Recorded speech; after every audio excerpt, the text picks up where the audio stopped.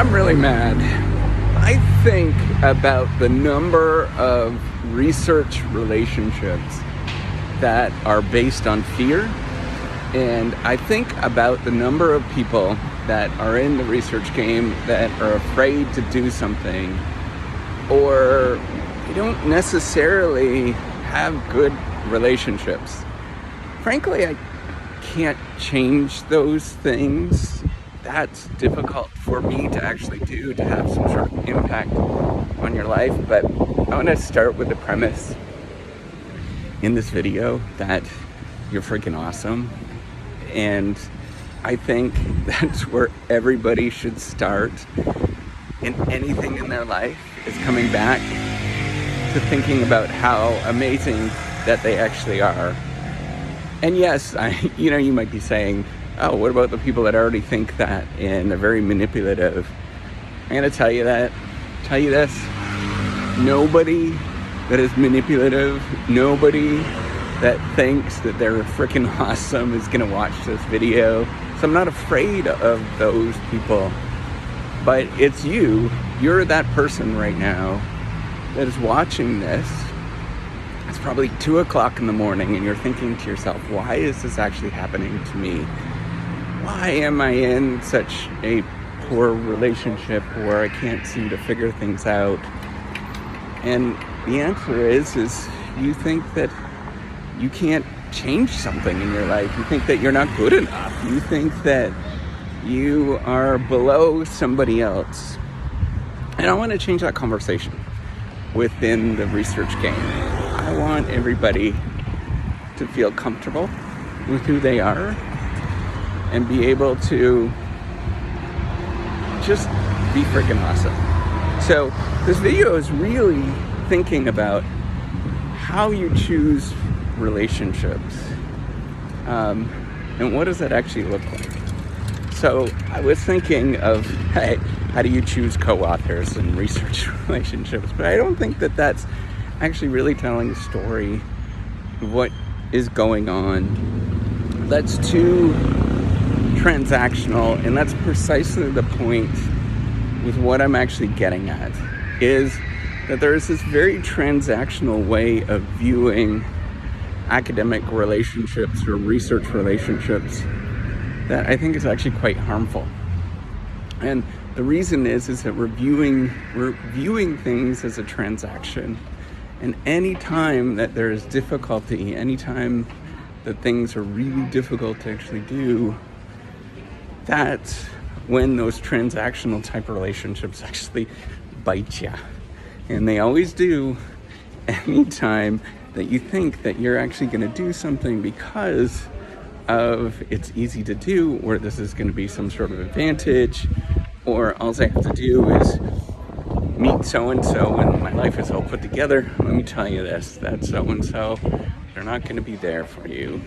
And that's a hard lesson that you actually learn throughout the career. And anybody that's been in the career long enough doing the research game has had many, if not, most relationships that are really tricky.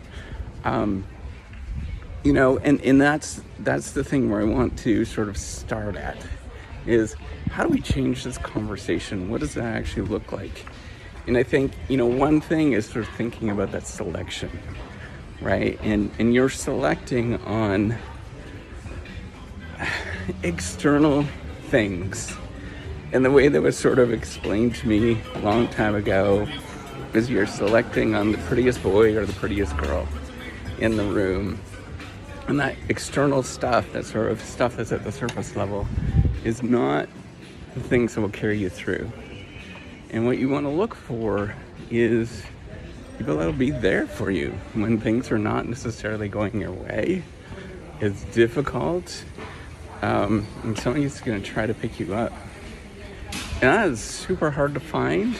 I'm not going to tell you that that is ultimately the end result of what every sort of working relationship should be, because there is an extent of what you can do. There's sort of boundary conditions on what you can do. But I think that this should be the basic premise, is that you hang out with people, quote unquote, hang out with people, you build relationships. co-authoring relationships, research relationships with people, because you just like to learn something from them. And every time that things don't go your way, and man, it is not going to go your way a lot. Anytime you have those sort of moments, somebody's there to help you out. And it might not be instantaneously, but, they're willing to help you out and say, hey, it's happened to all of us. And we go through this all the time. And I think that is the one challenging thing that everybody goes through, is when they're thinking about these relationships or sort of chasing things that are beautiful, shiny on the outside.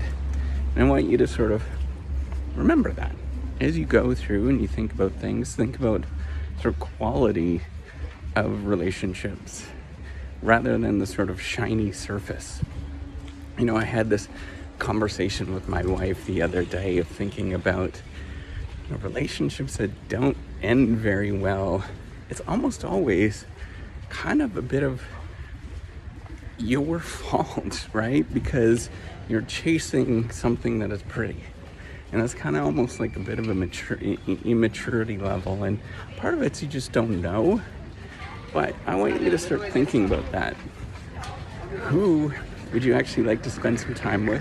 Who do you think is going to be there when things don't go your way? And I think that is an incredible way to build relationships.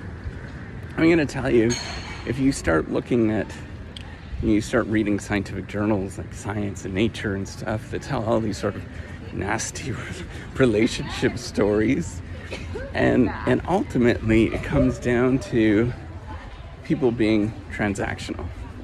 So I want you to sort of think about that. How can you cultivate relationships? How can you cultivate people that you just like to be around?